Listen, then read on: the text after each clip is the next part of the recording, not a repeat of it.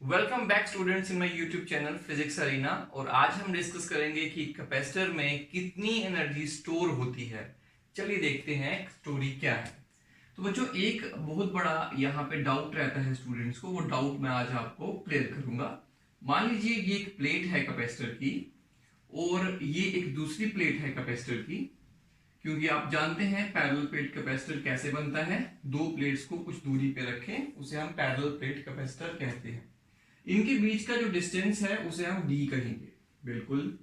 अब ये दोनों मेटल की प्लेट्स हैं, तो अगर ये मेटल की प्लेट्स हैं तो क्या होगा कि मैं इन दोनों मेटल की प्लेट्स को एक बैटरी के थ्रू कनेक्ट करता हूं इस तरह से, ये देखिए, और यहां पर एक की लगा देता हूं।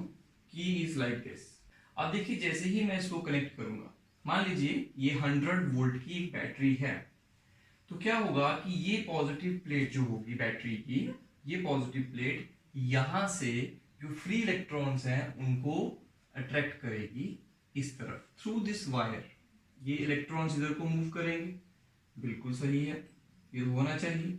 उसके बाद यहां से क्रॉस हुआ और इलेक्ट्रॉन्स, ये नेगेटिव जो है बैटरी का, ये इन इलेक्ट्रॉन्स को रिपेल करके दूसरी वाली प्लेट में पुश करेगा। ये देखिए, इस तरह से क्या होगा कि एक इलेक्ट्रॉन यहां से निकला तो यहां पर एक पॉजिटिव बचा, क्योंकि पहले ये न्यूट्रल प्लेट थी। जैसे ही हमने एक नेगेटिव इलेक्ट्रॉन निकाला तो पीछे पॉजिटिव क्रिएट हो गया, और वो इलेक्ट्रॉन निकालकर बैटरी ने वर्क करके इसको यहां जब इंट्रोड्यूस किया तो यहां पे नेगेटिव आ गया। अब देखिए, इस प्लेट पर पॉजिटिव है, इस प्लेट पर नेगेटिव है। फिर दूसरी बार क्या होगा, ये बैटरी का पॉजिटिव फिर से यहां से एक इलेक्ट्रॉन को खींचेगा। लेकिन एक बात याद रखिए, जब एक इलेक्ट्रॉन को यहां से खींचेगा तो ये पॉजिटिव उस इलेक्ट्रॉन को बाहर नहीं जाने देगा, क्योंकि उन दोनों के बीच में अट्रैक्शन है। लेकिन इसको वर्क करना पड़ेगा उस अट्रैक्शन के अगेंस्ट, तो उसको खींच के इस तरह से लाना पड़ेगा। और फिर से 2 इलेक्ट्रॉन ट्रांसफर हुए, फिर 3 हुए, फिर 4 हुए, एंड सो ऑन। ऐसे ये बैटरी क्या करेगी, इन इलेक्ट्रॉन्स को एक प्लेट से ट्रांसफर करती जाएगी दूसरी प्लेट पर। इस प्रोसेस को हम कहते हैं charging of capacitor. Charging of capacitor, इसे हम कहते हैं चार्जिंग करना। ये कैपेसिटर की चार्जिंग हो रही है। एक बात आप इसमें समझ रहे होंगे कि जब हमें किसी कैपेसिटर को चार्ज करना होता है, इसका मतलब ये नहीं है कि हमें कहीं से चार्ज को लाना है और उस कैपेसिटर में डाल देना है। ऐसा नहीं होता है। होता क्या है कि जब हमें एक कैपेसिटर को चार्ज करना है, दिस इज ए कैपेसिटर, ये पूरा 2 प्लेट्स का, जब इसको चार्ज करना है, इसका मतलब ये होगा कि इसके अंदर हमें एक प्लेट से चार्जेस को निकालकर दूसरी प्लेट पे डालने हैं। तो मतलब एज ए होल देखा जाए, कैपेसिटर का पहले भी नेट चार्ज 0 था और अभी भी 0 है। बस डिफरेंस किस बात का आया कि हमने इस प्लेट से इलेक्ट्रॉन्स को निकालकर दूसरी प्लेट पे डाल दिया, मतलब चार्जेस को सेपरेट कर दिया। और सेपरेट करने में जो हमें वर्क करना पड़ा, वो वर्क इस बैटरी ने किया, और वो वर्क एनर्जी की फॉर्म में इसके अंदर स्टोर हो जाएगा। अब वो एनर्जी किस फॉर्म में होगी, तो कहेंगे जब यहां प्लस और यहां माइनस होगा, इन दोनों प्लेट्स के बीच में इलेक्ट्रिक फील्ड डेवलप हो जाएगी, जिसका वैल्यू होगा सिग्मा बाई एप्सिलॉन नॉट। ये हम पहले से ही डिराइव कर चुके हैं। तो इस इलेक्ट्रिक फील्ड की फॉर्म में एनर्जी कैपेसिटर में स्टोर हो जाएगी। तो बेसिकली कैपेसिटर की जब चार्जिंग होती है तो चार्ज कहीं बाहर से लाकर उस कैपेसिटर में नहीं डाला जाता। मतलब क्या किया जाता है, बल्कि यहां से एक प्लेट से इलेक्ट्रॉन्स को निकालकर दूसरी प्लेट में डाला जाता है। ये काम करने में जितना वर्क डन करना पड़ेगा, वो वर्क डन सारा का सारा इसके अंदर स्टोर हो जाएगा। चलिए, अब इसके बाद एक बात और मन में आती है कि ये इलेक्ट्रॉन्स कब तक ट्रांसफर होते रहेंगे, ये बैटरी कब तक इसको ट्रांसफर करती रहेगी। तो कहेंगे तब तक करती रहेगी जब तक यहां का पोटेंशियल, इस प्लेट का पोटेंशियल और इस प्लेट का पोटेंशियल, बैटरी की इस टर्मिनल का पोटेंशियल और प्लेट की ये वाली का पोटेंशियल जब सेम नहीं हो जाते। क्योंकि आप देखिए, पहले यहां पे चार्ज नहीं था, इसका पोटेंशियल 0 था, इस पे चार्ज, ये तो बैटरी का टर्मिनल है, ये तो पॉजिटिव था, हाई पोटेंशियल पे है, तो इलेक्ट्रॉन्स यहां से यहां मूव करते रहे, और तब तक मूव करते रहेंगे जब तक इन दोनों का पोटेंशियल सेम नहीं हो जाता। ये बात बिल्कुल वैसे है कि एक टंकी में, एक टैंक में पानी थोड़ा हाई लेवल पे है, दूसरे टैंक में पानी थोड़ा लो लेवल पे है, तो अगर इन दोनों को कनेक्ट कर दें तो पानी कहां से कहां फ्लो करेगा, तो कहेंगे हाई लेवल से लो लेवल फ्लो करेगा। कब तक फ्लो करता रहेगा, जब तक दोनों के लेवल बराबर नहीं हो जाते। तो वैसे ही इस प्लेट का और बैटरी के पॉजिटिव टर्मिनल का जब तक पोटेंशियल सेम नहीं हो जाता, तो यहां से इलेक्ट्रॉन्स निकल निकल कर इस तरफ आते रहेंगे और इसका पोटेंशियल राइज होता रहेगा। अब देखिए सिमिलरली इस प्लेट के साथ भी होगा, यहां से इलेक्ट्रॉन तब तक जाते रहेंगे जब तक इस प्लेट का और बैटरी के नेगेटिव टर्मिनल का पोटेंशियल सेम नहीं हो जाता। अब एक बात, ये जो बैटरी है ये 100 वोल्ट की है, इसका मतलब क्या हुआ, इसका जो पोटेंशियल डिफरेंस है, इसके टर्मिनल्स का जो पोटेंशियल डिफरेंस है वो 100 वोल्ट है। मींस अगर ये प्लस 50 वोल्ट पे है तो ये माइनस 50 वोल्ट पे होगा। अरे भाई डिफरेंस आना चाहिए ना, तो दोनों टर्मिनल्स का जो पोटेंशियल का डिफरेंस है वो 100 वोल्ट है, तो ये प्लस 50 वोल्ट पे होगा और ये टर्मिनल माइनस 50 वोल्ट पे होगा। अब बताइए अगर ये माइनस 50 वोल्ट पे है और ये प्लस 50 वोल्ट पे है, तो आफ्टर चार्जिंग, जब चार्जिंग हो चुकी है तो क्या होगा, तो बोलेंगे ये प्लेट भी प्लस 50 वोल्ट पे आ जाएगी और ये प्लेट माइनस 50 वोल्ट पर आ जाएगी। तो इन प्लेट्स के बीच का पोटेंशियल डिफरेंस कितना हो जाएगा, बिल्कुल 100 वोल्ट हो जाएगा। इसका मतलब ये हुआ कि जितने भी वोल्ट की बैटरी जोड़ोगे उतने ही वोल्ट का पोटेंशियल डिफरेंस प्लेट्स के क्रॉस इंड्यूस हो जाएगा, बन जाएगा। अगर हम 200 वोल्ट की बैटरी लगाते तो चार्जेस ज्यादा ट्रांसफर होते, ज्यादा चार्जिंग होती, पोटेंशियल डिफरेंस ज्यादा बनता। अगर कम वोल्ट की बैटरी लगाते तो चार्जिंग कम होती और कम पोटेंशियल डिफरेंस यहां पर क्रिएट होता। दिस इज हाउ कि बैटरी जो है वो एक चार्ज को, एक कैपेसिटर को चार्ज करती है। ये तरीका होता है चार्ज करने का। अब इस तरह से चार्ज करने के बाद इसके अंदर कितनी एनर्जी स्टोर हुई है हमें वो भी कैलकुलेट करना पड़ेगा। तो चलिए उसको कैलकुलेट करते हैं। देखिए एट एनी इंस्टेंट, किसी भी समय पर, एट एनी इंस्टेंट मान लेते हैं कि दोनों प्लेट्स पर जो चार्ज था वो Q है। Q charge is transferred from one plate to another, बिल्कुल। then potential difference is equal to V। मान लेते हैं किसी इंस्टेंट पर चार्जिंग के दौरान यहां पर Q चार्ज ट्रांसफर यहां से हो चुका है और उस समय पोटेंशियल डिफरेंस कितना हो गया था, V हो गया था। then small amount of work done in transferring dq charge, हमें q चार्ज तो हो चुका है, थोड़ा सा चार्ज और ट्रांसफर करना है, कितना, dq charge from one plate to another, dw equal to कितना चार्ज ट्रांसफर करना है, dq। तो work equal to charge multiply potential, तो v इंटू dq, क्योंकि आप जानते हैं potential difference equal to work upon charge. तो वर्क किसके बराबर आएगा, पोटेंशियल मल्टीप्लाई चार्ज। तो यहां से ये हमारे पास बना। यहां से हम क्या करेंगे, dw इक्वल टू, अब बोलिए v का वैल्यू क्या होता है, अरे सारी दुनिया जानती है, मैं यहां लिख देता हूं c equal to q upon v और v equal to c upon q, sorry q upon c, तो q upon c into dq। Then total work done in charging the capacitor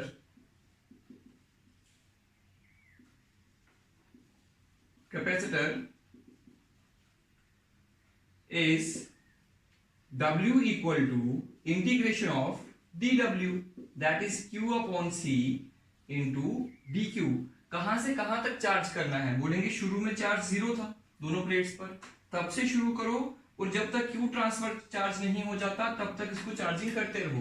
तो 0 से Q चार्ज को transfer करने तक, मतलब total charging करने तक कितना वर्क डन करना पड़ेगा, दैट इज C को कांस्टेंट ले लीजिए, कॉमन है, बाहर ले लीजिए कांस्टेंट की वजह से। Q का इंटीग्रेशन कितना आएगा, Q स्क्वायर अपॉन 2, 0 से Q, इनको पुट करिए यहाँ पे वैल्यूज को और यहां से हमारे पास बनेगा 1/c into Q square upon 2 implies that is equal to again Q square upon 2c। Hence यहां से मैं यहां पे आ जाता हूं अभी। तो देखिए बच्चों, यहां से क्या बनेगा, therefore work done equal to Q square upon 2c। अब ये जो वर्क है ये उसमें एनर्जी की फॉर्म में स्टोर हो जाएगा, तो कहेंगे therefore potential energy stored in the या energy stored in the capacitor is equal to Q square, यहां से लिख लीजिए Q square upon 2c। This is the required expression. इसके बाद यहीं से हम दो फॉर्मूला और भी डिराइव कर सकते हैं, तो चलिए उनको बना लेते हैं एक बार।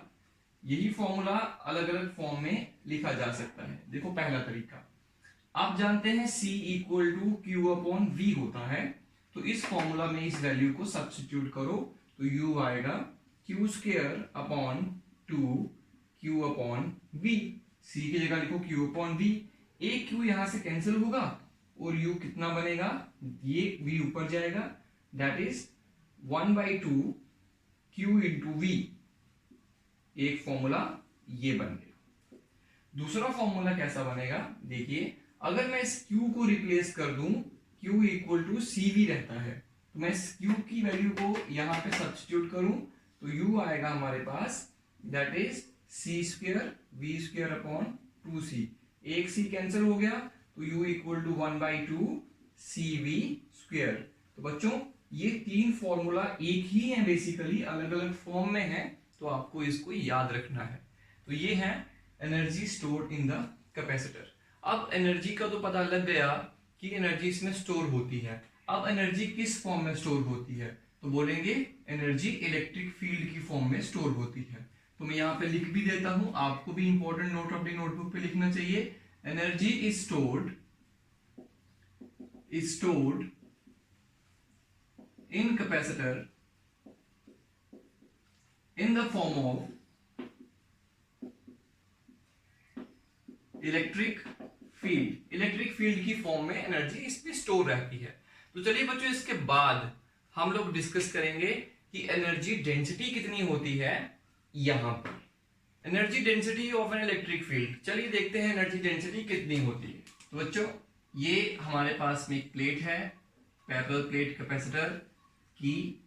इस प्लेट पर पॉजिटिव चार्ज है, आपने भी नोटिस किया था लास्ट एक्सप्रेशन में कि दोनों प्लेट्स पर चार्ज इक्वल होता है। एक प्लेट से दूसरी प्लेट पर चार्ज ट्रांसफर किया जाता है और ये ट्रांसफर कौन करेगा, बैटरी करेगी। इस चार्ज ट्रांसफर की वजह से इसके बीच में इलेक्ट्रिक फील्ड डेवलप हो जाती है, जिसका वैल्यू होता है सिग्मा बाई एप्सिलॉन नॉट। तो ये इलेक्ट्रिक फील्ड यहाँ पे इस तरह से बनेगी और यही आपकी एनर्जी होगी। इलेक्ट्रिक फील्ड ही एनर्जी है, electric field is energy, form of energy. Okay, this is a capacitor. अब हम जानना चाहते हैं कि यहाँ पर एनर्जी तो कंटेन है, पर वो एनर्जी कितनी है, और हम हमेशा ये जानने की कोशिश करते हैं कि पर यूनिट वॉल्यूम में कितनी एनर्जी है। तो energy per unit volume equal to energy density. Energy per unit volume is known as energy density. अब हमें उसे कैलकुलेट करना है कि यहाँ की एनर्जी डेंसिटी कितनी है, मतलब एनर्जी पर यूनिट वॉल्यूम कितनी होगी। तो चलिए देखते हैं। सबसे पहले हम क्या करेंगे, यहाँ पे पहली चीज कि एनर्जी कैपेसिटर में स्टोर है in the form of electric field, और उसी का हमें एनर्जी डेंसिटी निकालना है। तो चलिए सबसे पहले मैं यहाँ पे लिखूंगा कि इस पैरेलल प्लेट कैपेसिटर की कैपेसिटेंस कितनी होती है, तो कहेंगे epsilon not a upon D. बिल्कुल सही है। ए क्या है, area of the plates. D क्या है, इन दोनों के बीच का डिस्टेंस, ये रखा हम लोगों ने। उसके बाद ऑल्सो इलेक्ट्रिक फील्ड कितनी होती है, इलेक्ट्रिक फील्ड होती है सिग्मा बाई एप्सिलॉन नॉट। ये हम पहले ही पढ़ चुके हैं, इन दोनों प्लेट्स के बीच में sigma by epsilon naught value की इलेक्ट्रिक फील्ड होती है। Implies sigma equal to epsilon naught E. बच्चों एक बात याद रखिएगा, एप्सिलॉन को ऐसे लिखिए इस तरह से और ई को ऐसे लिखिए। अदरवाइज कुछ बच्चे क्या करते हैं कि ई को ऐसे लिख देते हैं और फिर वहां पे कंफ्यूजन हो जाता है कि ई कौन सा है और एप्सिलॉन कौन सा है। इसलिए आप हैंडराइटिंग में कैसे भी लिखिए, लेकिन यहाँ पे जो आप मैथमेटिक्स कर रहे हैं उस मैथमेटिक्स में आपने ई को इस तरह से लिखना है, मतलब इलेक्ट्रिक फील्ड को इस तरह से लिखना है, और ये जो है एप्सिलॉन मतलब परमिटिविटी को इस तरह से लिखना है। ये रूल आप याद रखिएगा, अदरवाइज बहुत बड़ी कंफ्यूजन हो जाएगी। देखिए sigma equal to epsilon naught E मैंने लिखा यहाँ पे, ठीक है, डन है। अब इसके आगे बढ़ते हैं। इसके आगे हम क्या करेंगे, we know energy stored in the capacitor is Q square upon 2C। बिल्कुल, ये हमने कहा देखा, अरे भाई ये देखिए Q स्क्वायर अपॉन 2C, तो ये है Q स्क्वायर अपॉन 2C। अब यहां पर क्या करेंगे, Q का वैल्यू सब्स्टिट्यूट कर देते हैं। Q क्या होता है, तो Q का वैल्यू जो होगा वो हम यहां से सब्स्टिट्यूट करेंगे। Q होता है, आप जानते हैं, sigma equal to Q upon A, तो Q होता है सिग्मा इंटू A, तो Q इसकी जगह लिखेंगे sigma square into A square upon 2C। अब सिग्मा का वैल्यू क्या है, that is epsilon naught square into E square into A square upon 2C। बिल्कुल सही, मैंने Q की जगह लिखा सिग्मा इंटू A, सिग्मा की जगह लिखा एप्सिलॉन नॉट इंटू E। और यहां पर थी कैपेसिटेंस, तो कैपेसिटेंस का फॉर्मूला क्या होता है, epsilon not A upon D। देखिए बच्चों यहां पे कुछ कैंसिल हो रहा है, एक सिग्मा यहां से एक एप्सिलॉन कैंसिल हो जाएगा, एक एरिया कैंसिल हो जाएगा, D ऊपर आएगा तो यहां से बनेगा epsilon naught E square A, ये ऊपर D आएगा into D upon 2। This is equal to, अब मुझे बताओ what is A is the area of the plate, D is the distance, and A into D क्या होगा, दैट इज वॉल्यूम। बच्चों इन plates को आप ध्यान से देखिए, ये प्लेट्स इस तरह से, these plates are like this। अगर आप इनको ज्वाइन करें इस तरह से,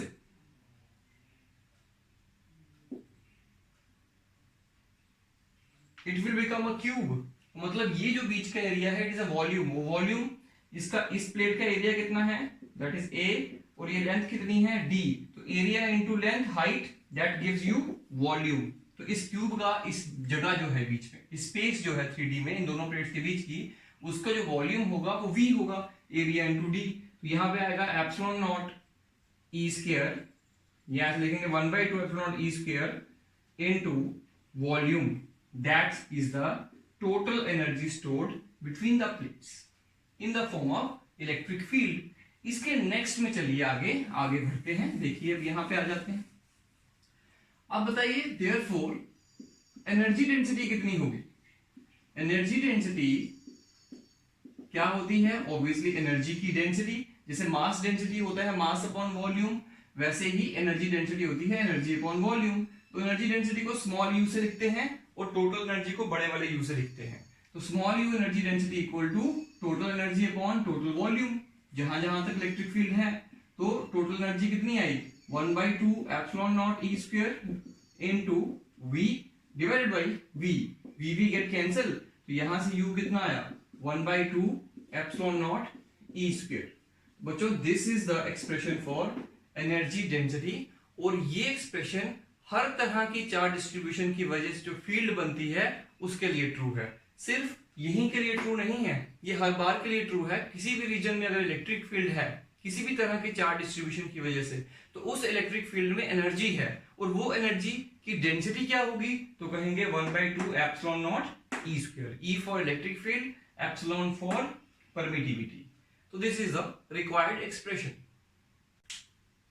रीडिस्ट्रीब्यूशन ऑफ चार्जेस हमारा नेक्स्ट टॉपिक है। इसको अंडरस्टैंड करने के लिए बच्चों में एक एनालॉजी डिस्कस करते हैं। हमारे पास यहाँ एक कंटेनर है, एक टैंक है वाटर का, और उसके साथ में ही एक दूसरा टैंक भी कनेक्टेड है। एक टैंक थोड़ा छोटा होगा और दूसरा टैंक थोड़ा हम बड़ा बनाएंगे। तो देखिए ये एक टैंक है, ये दूसरा टैंक है, और यहां पे मैं एक टैप लगा देता हूं। अब बच्चों एक बात बताइए, अगर मैं कहूं कि इसमें भी कुछ पानी है, इसमें भी कुछ पानी है, दोनों में लेवल्स में फर्क है। अब अगर मैं इस टैप को ओपन करता हूं, यहां से ओपन करता हूं, तो बच्चों क्या होगा, आप कहेंगे पानी का रीडिस्ट्रीब्यूशन होगा। मतलब एक टैंक से पानी निकलकर दूसरे में जाएगा। पहले जो डिस्ट्रीब्यूशन हुई थी, पहले इसमें पानी इस लेवल तक था, इतना पानी था, इसमें थोड़ा सा अलग पानी है, अलग क्वांटिटी का है। अब क्या होगा कि अब इसका दोबारा से बंटवारा होगा और पानी बराबर बराबर कुछ हिस्सों में बंटेगा। अब किस तरह से डिस्ट्रीब्यूशन होगी वो हम समझेंगे। पहला क्वेश्चन, क्या आधा आधा पानी बटेगा? बोलेंगे नहीं, ऐसा तो नहीं होने वाला हर बार। तो क्या होगा? तो कहेंगे इधर से इधर को पानी आने लगेगा, यहां से लेवल डिक्रीज करने लगेगा, यहां से लेवल इंक्रीज करने लगेगा, और एक टाइम आएगा कि दोनों तरफ पानी का डिस्ट्रीब्यूशन बंद हो जाएगा। कब बंद होगा? जब दोनों तरफ का लेवल बराबर हो जाएगा। मतलब रीडिस्ट्रीब्यूशन तब तक होती रहेगी जब तक दोनों में हाइट पानी की सेम नहीं हो जाती। तो आफ्टर रीडिस्ट्रीब्यूशन देखिए, मान लीजिए पहले रीडिस्ट्रीब्यूशन से पहले यहां 10 लीटर पानी था और यहां पर 3 लीटर था। अब जब रीडिस्ट्रीब्यूशन हुई तो हो सकता है यहां पर 6 लीटर पानी रह गया हो और यहां पर 7 लीटर पानी आ गया है। ऑब्वियसली 10 और 3 13 लीटर टोटल पानी था। अब दोबारा बंटवारा हुआ तो देखिए पहले डिस्ट्रीब्यूशन किस तरह से थी, 10 एक में 3 एक में। अब डिस्ट्रीब्यूशन कैसे हुई, 6 एक में 7 एक में। ये कब है?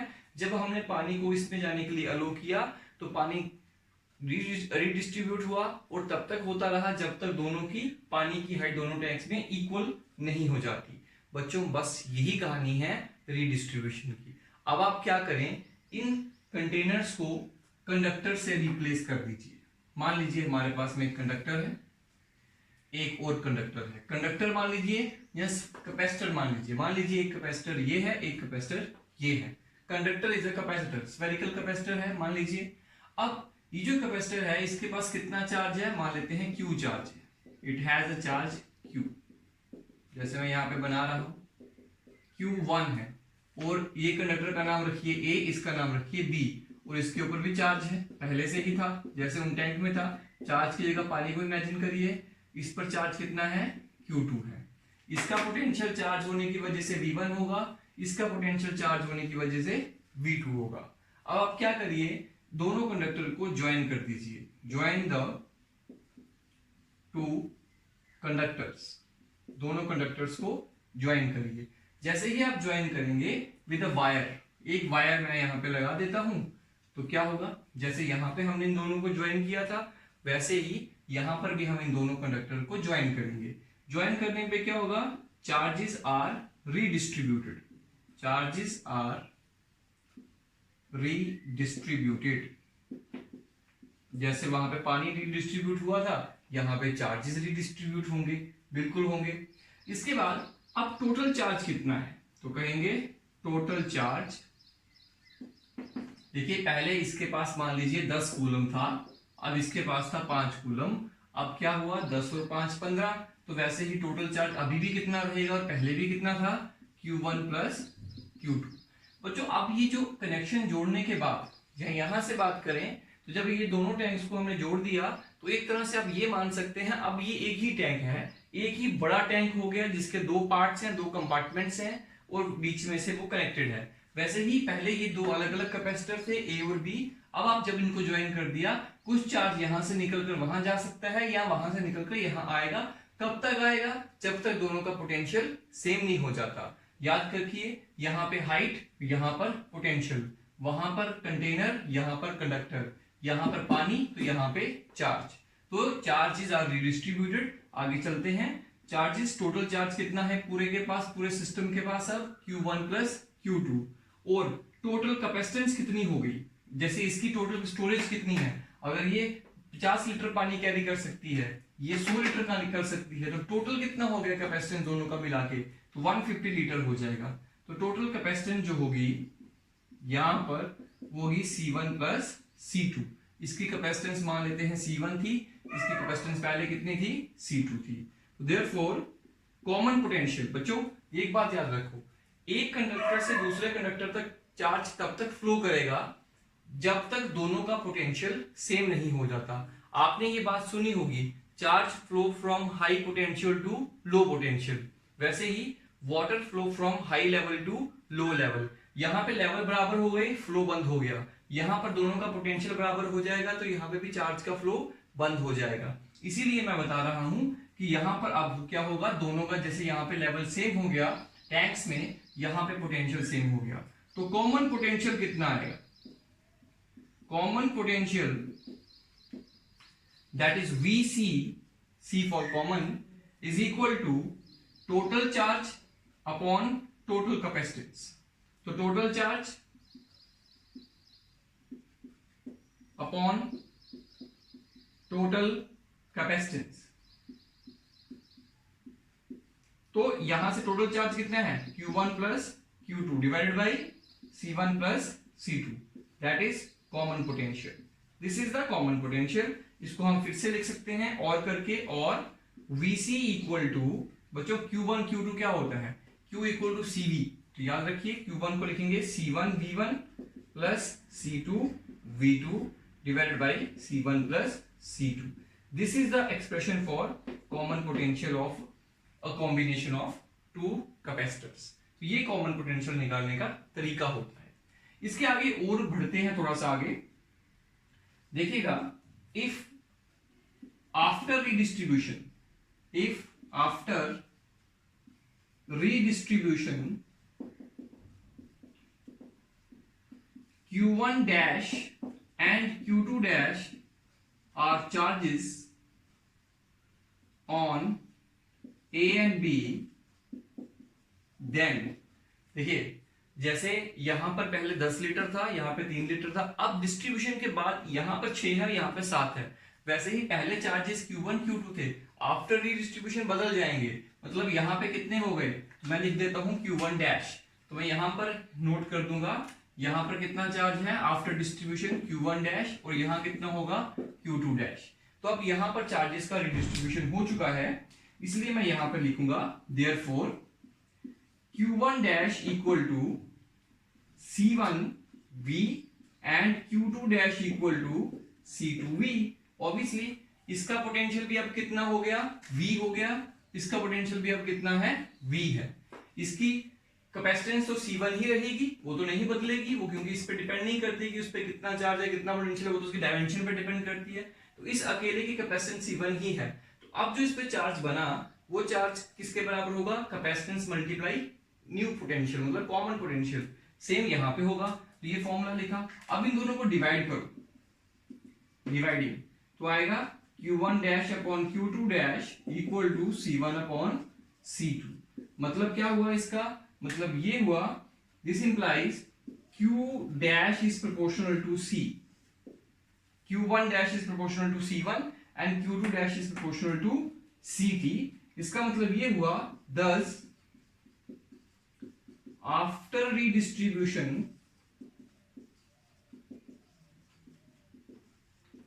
the charges on the two conductors या कैपेसिटर्स, कुछ भी कह लीजिए, are in the ratio of their कैपेसिटेंसेस। मतलब ये हुआ कि जिसकी कैपेसिटेंस ज्यादा होगी उस पर चार्ज भी ज्यादा आएगा, और जिसकी कैपेसिटेंस कम होगी उस पर चार्ज भी कम आएगा। और अगर दोनों की कैपेसिटेंस बराबर है तो दोनों पे चार्ज बराबर आएगा। मतलब ये हुआ कि अगर एक कंडक्टर है A, उस पर Q चार्ज है, और दूसरा कंडक्टर है B, दोनों का साइज सेम है, दोनों की कैपेसिटेंस मतलब सेम है, तो जब इन दोनों को टच करेंगे तो बच्चों क्या होगा, इस पे चार्ज 0 है, तो 50-50 चार्ज डिवाइड होगा। रीडिस्ट्रीब्यूशन में कितना कितना चार्ज आएगा, 50-50 आएगा। एक बात हम बताना आपको भूल गए, चलिए उसके बारे में डिस्कस करते हैं कि जब चार्ज यहां से यहां जा रहा होगा तो इस वायर से वो चार्जेस पास करेंगे, और जब वो पास करेंगे तो हीट की फॉर्म में एनर्जी लॉस होगी। जब भी किसी वायर में इलेक्ट्रॉन्स से चार्जेस फ्लो करेंगे तो हीट की फॉर्म में एनर्जी लॉस होगी। इसका मतलब ये हुआ कि बिफोर कनेक्शन, कनेक्ट करने से पहले इसकी एनर्जी और इसकी एनर्जी का जो टोटल था, ऑब्वियसली कैपेसिटर में एनर्जी स्टोर होगी। उसके बाद कनेक्शन जोड़ने के बाद जब रीडिस्ट्रीब्यूशन हुई, आफ्टर रीडिस्ट्रीब्यूशन जो टोटल पोटेंशियल एनर्जी होगी वो कम आएगी as compare to previous one, क्योंकि कुछ लॉस हो चुका है। तो चलिए लॉस कैलकुलेट करते हैं कितना होगा। तो अगला हमारा टॉपिक बनेगा loss of energy during redistribution। चलिए इसके बारे में थोड़ा सा बनाते हैं कहानी। तो देखिए, सबसे पहले मैं यहां से आपसे पूछूंगा कि इनिशियली एनर्जी कितनी थी before connection. Before connection energy कितनी थी, यू आई इनिशियल। जब कनेक्शन नहीं लगा था तब क्या एनर्जी थी, तो कहेंगे इस कैपेसिटर की एनर्जी प्लस इसकी कैपेसिटर की एनर्जी। और इस कैपेसिटर की जो एनर्जी थी that was 1/2 C1 V1 square, obviously this is the formula, plus 1/2 C2 V2 square। और ये थी इस कैपेसिटर की एनर्जी और ये थी इस कैपेसिटर की एनर्जी, दोनों को सम किया, ये आ गया total potential energy of the two capacitors before connection. Before redistribution इतना एनर्जी था। अच्छा, उसके बाद आफ्टर रीडिस्ट्रीब्यूशन कितना एनर्जी होगा, तो कहेंगे उसके लिए देखिए, जब हमने इसको कनेक्ट किया था, अब इसका पोटेंशियल हो गया V, इसका भी हो गया कॉमन पोटेंशियल V।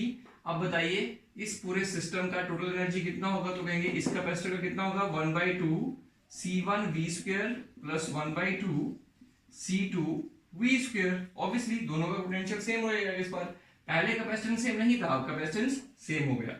यहां से आएगा 1/2 कॉमन ले लीजिए, C1 प्लस C2 और V स्क्वायर भी कॉमन ले लीजिए। और फिर V का वैल्यू तो अभी हमने कैलकुलेट किया था पिछले वाले एक्सप्रेशन में, तो आएगा C1 प्लस C2, ये आएगा आपका C1 V1 plus C2 V2 upon C1 plus C2 का होल स्क्वायर। तो बच्चों ये देखिए, इसका भी स्क्वायर होगा और उसका भी होगा, एक C1 प्लस C2 कैंसिल हो जाएगा, तो यहां से बनेगा 1/2 C1 V1 plus C2 V2 upon, इसका होल स्क्वायर लिखेंगे, अपॉन C1 प्लस C2। तो ये आ गया हमारे पास equation number 2, that is U final. अब इनिशियल एनर्जी भी आ गई, फाइनल भी आ गई, देयरफॉर लॉस कितना होगा, तो loss equal to UI minus UF। Initially energy ज्यादा थी इसलिए उसको UI को पहले लिखेंगे, और फाइनल में एनर्जी कम थी क्योंकि लॉस हुआ है तो उसको बाद में लिखेंगे। तो चलिए इसके बाद और आगे कंटिन्यू करते हैं। अब हम इस एक्सप्रेशन में इक्वेशन नंबर 1 और 2 को सब्स्टिट्यूट करेंगे। तो चलिए उसमें सब्स्टिट्यूशन कर देते हैं। तो देखिए लॉस जो होगा, loss equal to UI, what is the value of UI, let us see, UI is 1/2 C1 V1 square plus 1/2 C2 V2 square। This is law, this is initial energy minus final energy। final कितनी है, that is 1/2 C1 plus C2 denominator में upon C1 V1 plus C2 V2 का whole square. I hope आपको यहाँ पे दिख रहा होगा। इसके आगे नेक्स्ट हम क्या करेंगे, इसको यहां पर मल्टीप्लाई करेंगे। सबसे पहले तो हम यहां से 1/2 को कॉमन ले लेते हैं, बिल्कुल ले लिया पूरे एक्सप्रेशन में से। अब ये जो C1 प्लस C2 है इसको यहां पे मल्टीप्लाई करिए, यहां पे भी करिए। जब इसको यहां से यहां मल्टीप्लाई करोगे तो आएगा C1 स्क्वायर V1 स्क्वायर, बिल्कुल आएगा। फिर C2 को मल्टीप्लाई करो इससे, तो आएगा C1 C2 V1 square plus फिर C1 को इसके साथ करिए, आएगा C1 C2 V2 square plus फिर C2 को इसके साथ करिए तो आएगा C2 स्क्वायर V2 स्क्वायर।